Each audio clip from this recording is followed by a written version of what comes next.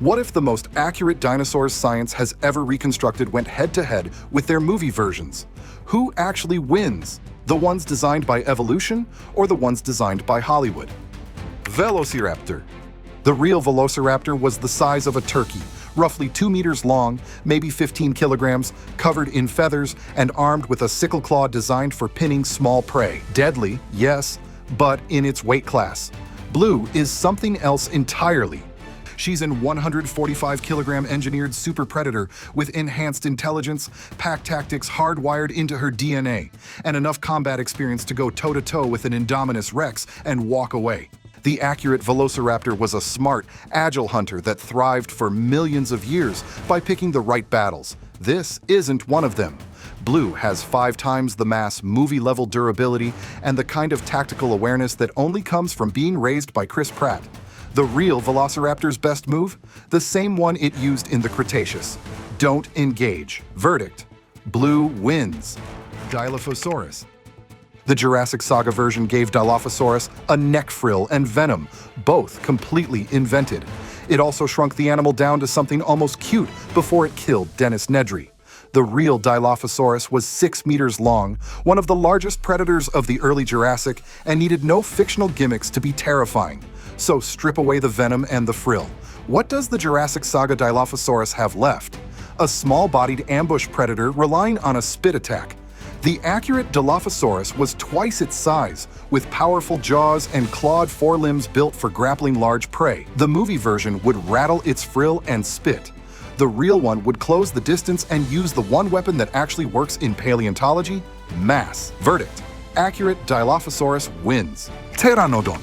Neither version is built for combat. Pteranodon had no teeth, relatively fragile wing bones, and a body optimized entirely for soaring over Cretaceous seas and snatching fish. The Jurassic Saga version, however, is depicted as an aggressive aerial predator capable of snatching and carrying adult humans, something the real animal, at roughly 20 to 25 kilograms, could never do.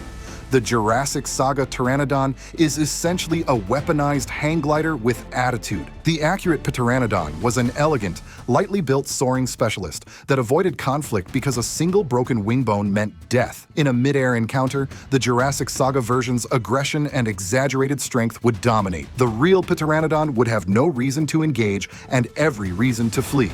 Verdict: Jurassic Saga Pteranodon wins. Carnotaurus. The Jurassic Saga Carnotaurus is portrayed as a mid-tier predator that gets ragdolled by everything bigger than it. The real Carnotaurus deserved better. At roughly 8 meters long, it was one of the fastest large theropods ever, with leg proportions built for explosive sprinting and a skull adapted to absorb tremendous impact forces.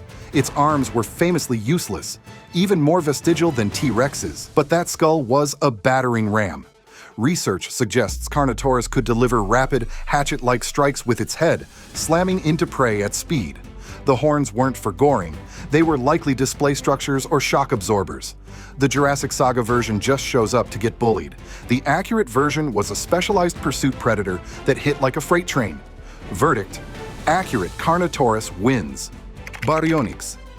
The Jurassic Saga Baryonyx lurks in dark tunnels like a horror movie monster, all aggression and crocodilian menace. The real Baryonyx was a genuine heavyweight, around 8 to 10 meters long, with a long crocodile-like snout, conical teeth designed for gripping fish, and one enormous thumb claw.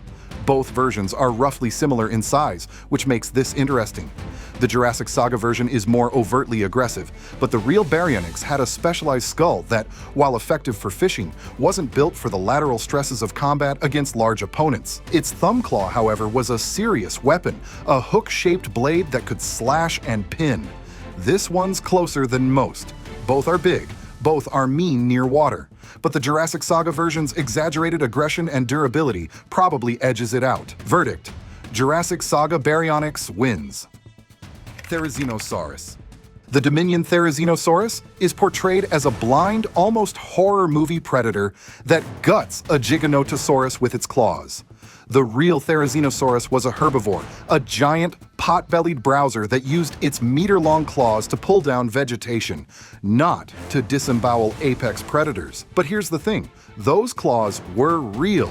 Therizinosaurus had the longest claws of any known animal, and even a herbivore that size, potentially 10 meters long and 5 tons, would be nightmarishly dangerous when threatened. The Dominion version is more aggressive, but the accurate version has the same weapons and considerably more mass. A cornered Therizinosaurus didn't need to be a predator to kill you. It just needed one swing. Verdict: accurate Therizinosaurus wins. Quetzalcoatlus. The Jurassic saga, Quetzalcoatlus swoops in like a dragon, snatching people mid-flight. Dramatic but misleading.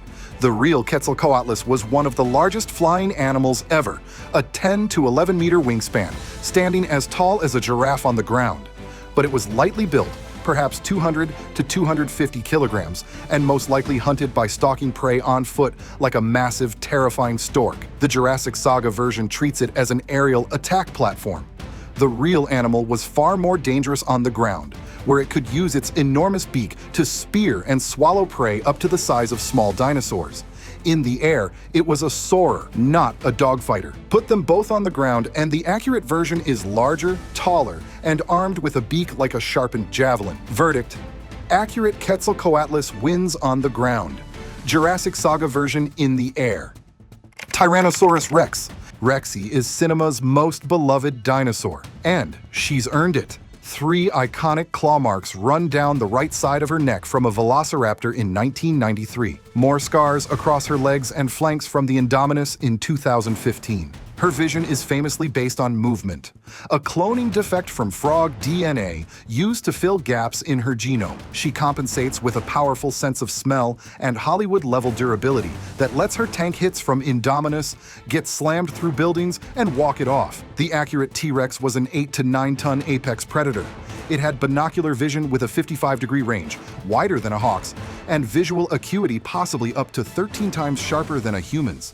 One of the largest brains of any non-avian dinosaur, a superb sense of smell rivaling modern vultures, and a bite force estimated between 35,000 and 64,000 newtons, enough to pulverize bone. Where Rexy needs allies and sequels, the real T-Rex needed one bite to the neck, and the fight was over. Rexy has plot armor. The real T-Rex had years of evolutionary optimization. In a straight fight with no script, the accurate T-Rex sees better, bites harder, and doesn't wait for blue to show up before finishing the job.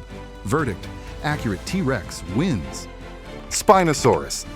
The Jurassic Park 3 Spinosaurus fight with the T-Rex launched 2 decades of internet arguments, and paleontology has not forgiven it. The real Spinosaurus was genuinely enormous, but it was a semi-aquatic piscivore with a long, narrow snout full of conical teeth designed for gripping fish, not crushing bone. The Jurassic Park 3 version is essentially a land-based super predator with crocodilian jaws. The accurate Spinosaurus had short hind limbs and a body plan increasingly understood as adapted for swimming, not terrestrial combat. On land, the Jurassic Park 3 version dominates. It was designed to. In water, the accurate Spinosaurus is in its element, but it still wouldn't seek this fight.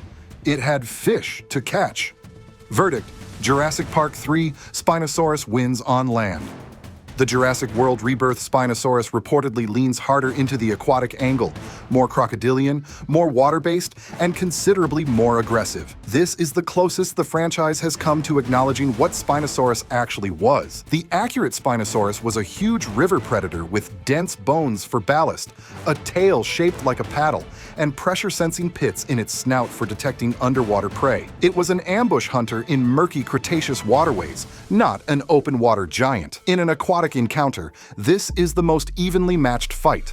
Both are large, both are water-adapted, but the Rebirth version gets Hollywood durability and aggression, while the real Spinosaurus gets actual hydrodynamic efficiency and millions of years of aquatic hunting instinct. Verdict: draw. Giganotosaurus. The Jurassic World Giganotosaurus is the main antagonist of Dominion. Depicted as a relentless, almost invincible apex predator, the real Giganotosaurus was genuinely massive, potentially reaching 12 to 13 meters with a skull over 1.5 meters long. but its bite force was moderate compared to Tyrannosaurs. Its teeth were thin, blade-like, and designed for slashing flesh, not crushing bone. The Dominion version tanks hits from a T-Rex and a Therizinosaurus simultaneously before going down. The real Giganotosaurus was a slashing predator that likely hunted Titanosaurs through accumulated blood loss, death by 1,000 cuts, not a cage match. In a mirror match, the Dominion version is simply tougher because the script demands it. The accurate version was a sophisticated predator, but it wasn't built to absorb punishment. It was built to inflict it and wait. Verdict: Jurassic World Giganotosaurus wins. Mosasaurus. The Jurassic World Mosasaurus leaps out of the water like a 25-meter orca to swallow an Indominus Rex whole. The real Mosasaurus was the apex predator of late Cretaceous oceans, genuinely terrifying, up to 13 meters long, with a double-hinged jaw that let it swallow large prey and a powerful tail for sustained pursuit. But it was roughly half the size the films depict. The movie version is essentially an ocean monster scaled up to blockbuster proportions. The accurate Mosasaurus was the most dangerous thing in its ocean, but it's facing something nearly twice its length with the same basic toolkit. Size matters in marine combat. The Jurassic World Mosasaurus has the mass advantage, the bite advantage, and the reach. Verdict: Jurassic World Mosasaurus wins. Titanosaurs. Short premise: as many of our community members pointed out, Titanosaurus is a dubious genus. The name technically belongs to Titanosaurus indicus. It was one of the first titanosaurs ever named, and it gave the entire group its iconic label. The problem? The fossils are so fragmentary that paleontologists classify it as a nomen dubium, too incomplete to tell us what it actually was. So for this fight, we're going with an animal we actually know: Patagotitan, one of the largest, best documented titanosaurs ever discovered. Now here's the thing, this fight doesn't really work. Both are colossal herbivores. No predatory instinct, no territorial aggression toward a different species, no reason to engage. Two titanosaurs meeting in the wild would most likely ignore each other entirely. But hypothetically, if something forced these two into a confrontation, it would come down to the same thing it always does at this size: mass. No teeth, no claws, no strategy. Just two living mountains shoving, swinging tails, and trying to topple the other. Verdict: no fight. We'll read your comments. Which verdict do you disagree with?